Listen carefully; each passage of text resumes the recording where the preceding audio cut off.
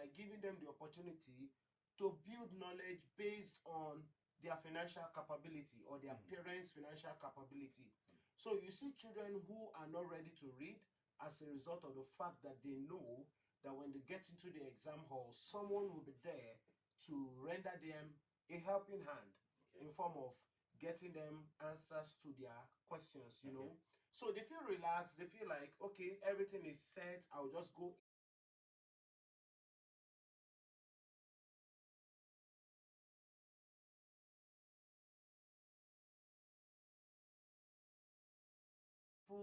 no longer see value to education as it used to be years back.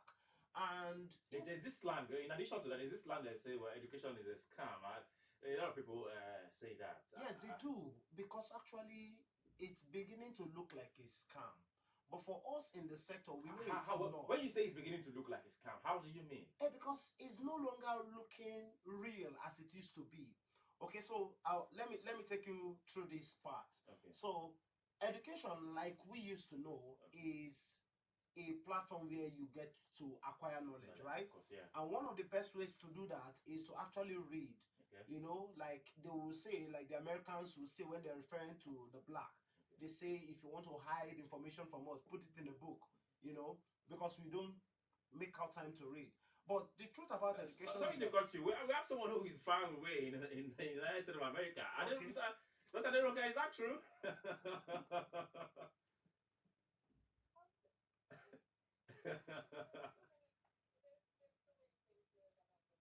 Okay.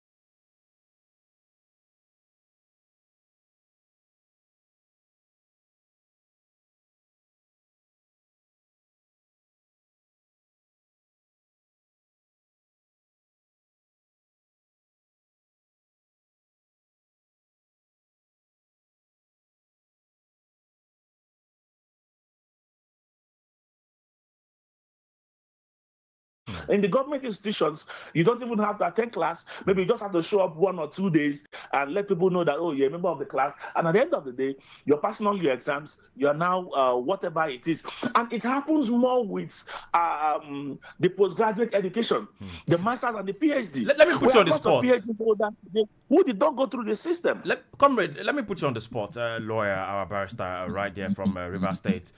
Sometimes we are in this situation where a lot of people will say, probably after you've written JAMB and then JAMB has jammed you, you've also written post-JAMB and there's no way, and then the next thing you're going to is the private institution. Will you now say that, well, it's commendable or it's better in the federal and the state institution, even more than the government, the private institution? Because it's the kind of system that we're looking at right now. When you have issues with the government institution, when you can't pass your JAMB and you can't do the necessary, then you just switch to the private institution, looking like as if the private institution is a place to take the crumbs. How many of the students fail in private institutions? So I will pay up to 5.something million naira school fees, and I will fail. Why should I fail fail in that institution? You see, you know, and who is checking the activities of the private institution?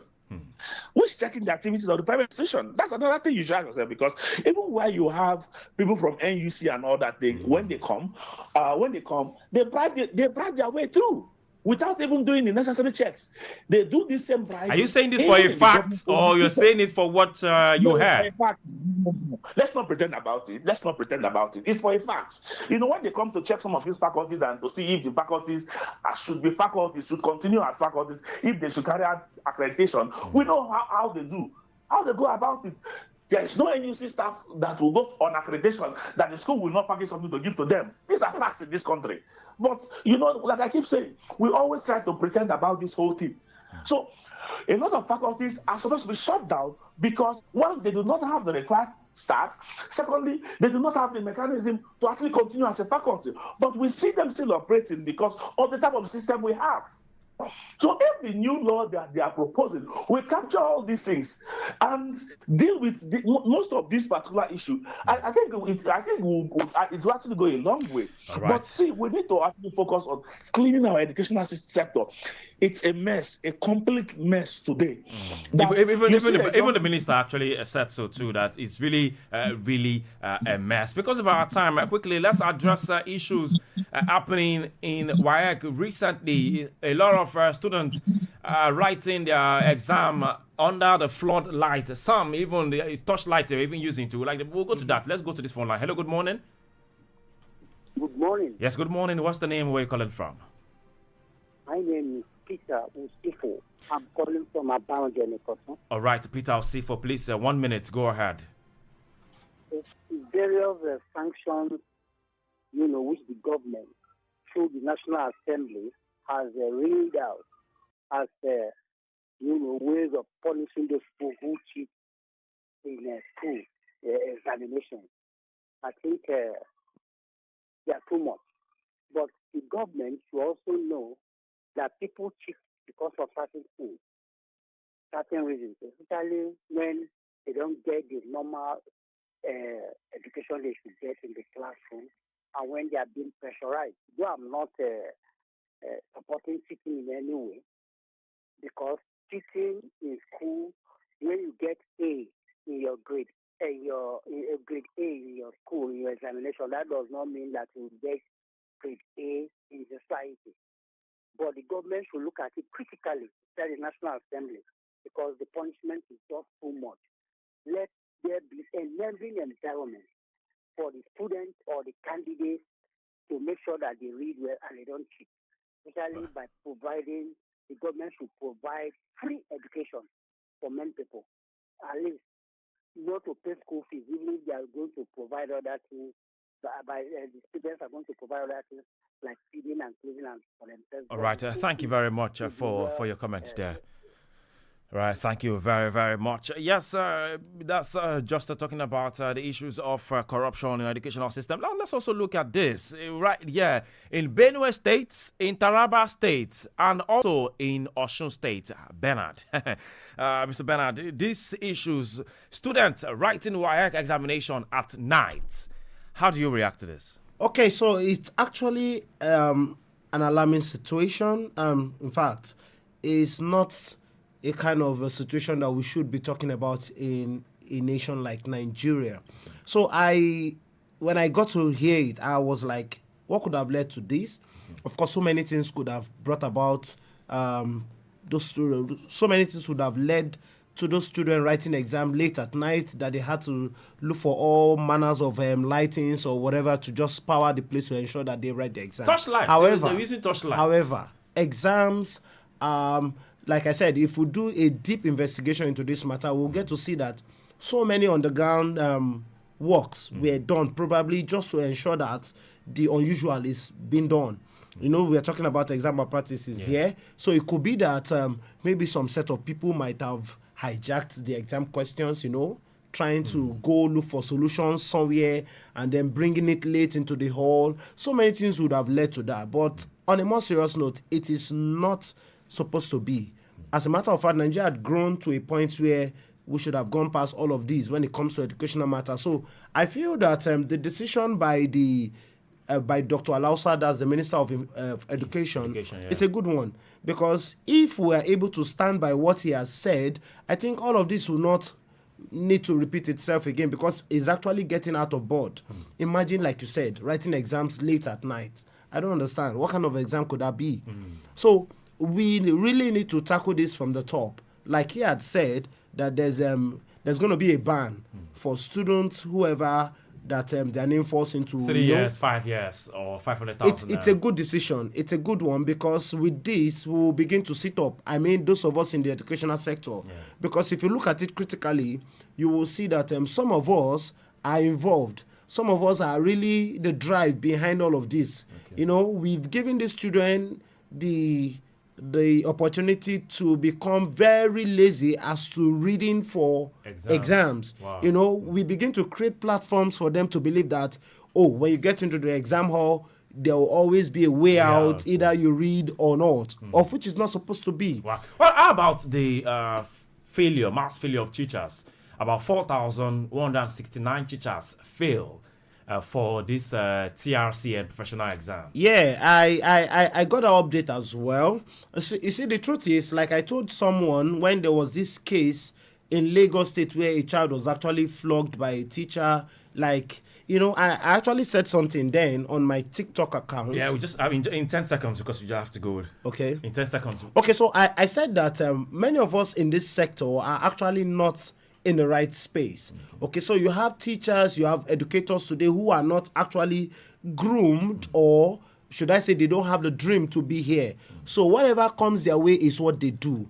And most times they are actually about not the vision of the children, but actually about what they will get. Yeah. All right. Thank you very much for that, Bernard Fidelix, ACN educational consultant, and the CEO Rebels Spelling Bee competition in Lagos State. Thank you very much for your time. Thank you so much, sir. All right. Also, we have who joins us live from River State, Comrade Chetan Matieri Nwala, Esquire, a lawyer, activist, and a Pan-Africanist. Thank you very much for your time this morning. And also Dr. Aderonke Kujore, education and technology consultant. Thank you very much for your time, Dr. Aderonke. It's been a pleasure being here. All right, that's how much we can take on the show this morning.